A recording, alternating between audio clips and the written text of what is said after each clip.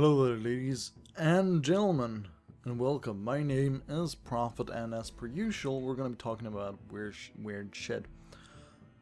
So today's topic is actually self-improvement through philosophy. And by that I mean, one of the fundamental cornerstones, I think that's the right term, in the world is actually philosophy, and how the world progresses and how we learn, how we develop, and how we understand and perceive the world around us is often helped and built upon through philosophy.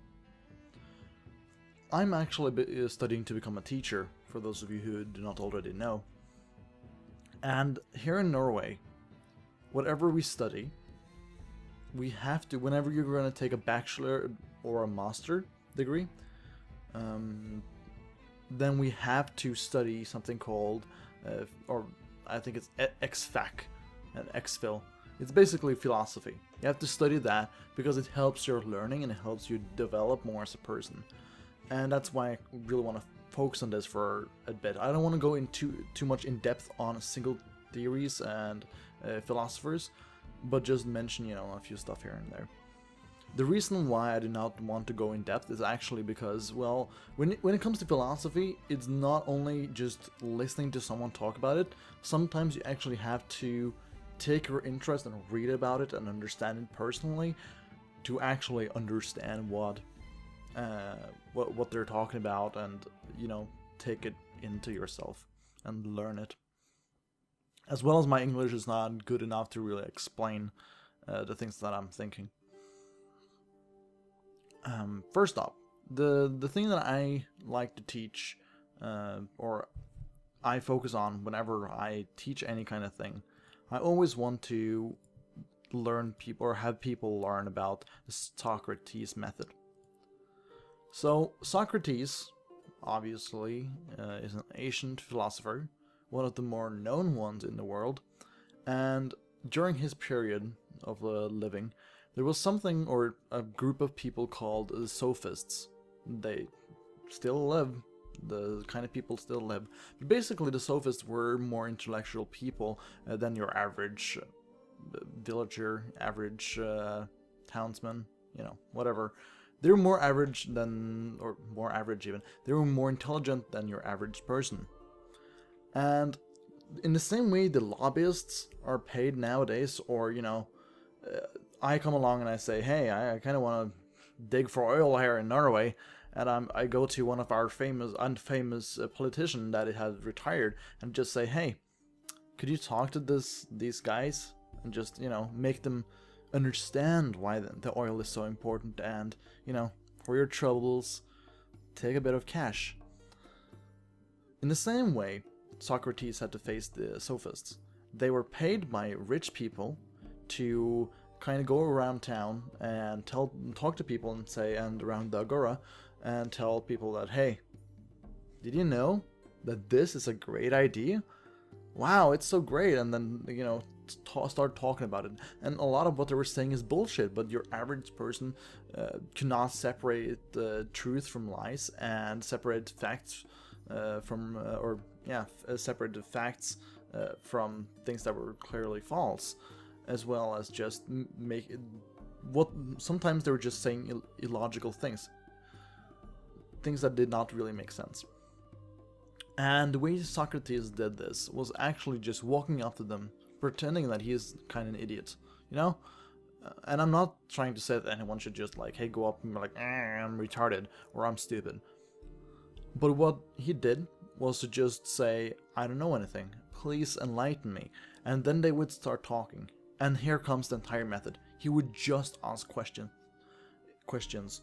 And that is an argumentation form that I personally love.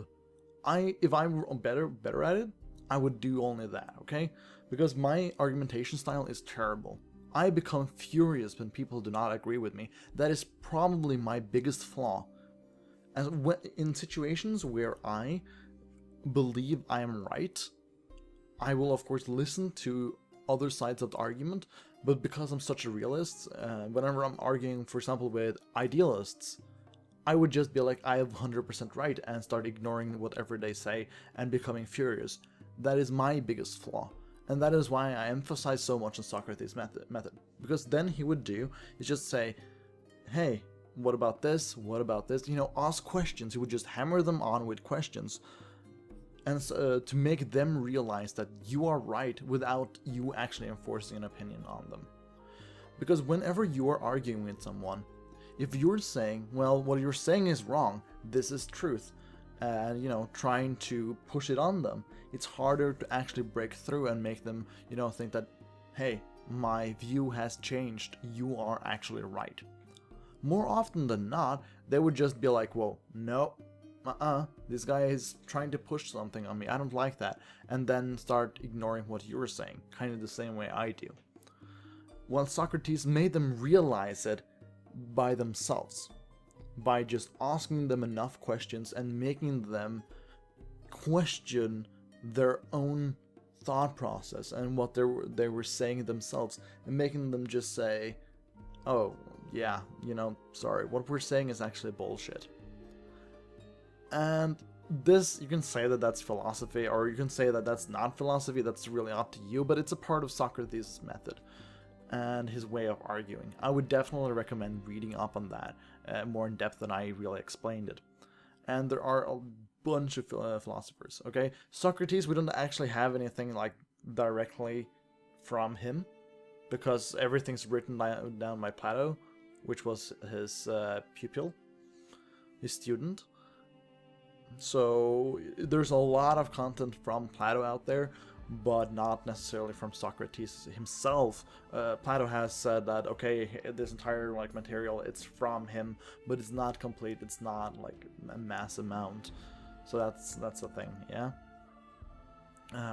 But you know, you have people like Bacon, Rousseau, Kant, I don't know the English names, Montesquieu, you know, some of the really important people, you know, Voltaire, his freedom of speech. I always mix up Rousseau and Montesquieu. Montesquieu was for, either one was for dividing the power, you know, the people, the government, and ruling shit. I mean, the people, the government, and the judges, basically, you know, dividing the power. And the other one of them were for the nature law. I'm just stupid with, you know, or the people sovereignty. Anyway, I'm retarded, okay? Don't quote me on any kind of philosophy. The point here is that it's important to learn up about and read up about philosophy, because it really helps you as a person to evolve and understand the reality around you. For example, Plato. Plato have a lot of stuff where he talks about, you know, the cave theory or whatever. I don't know the English term for it.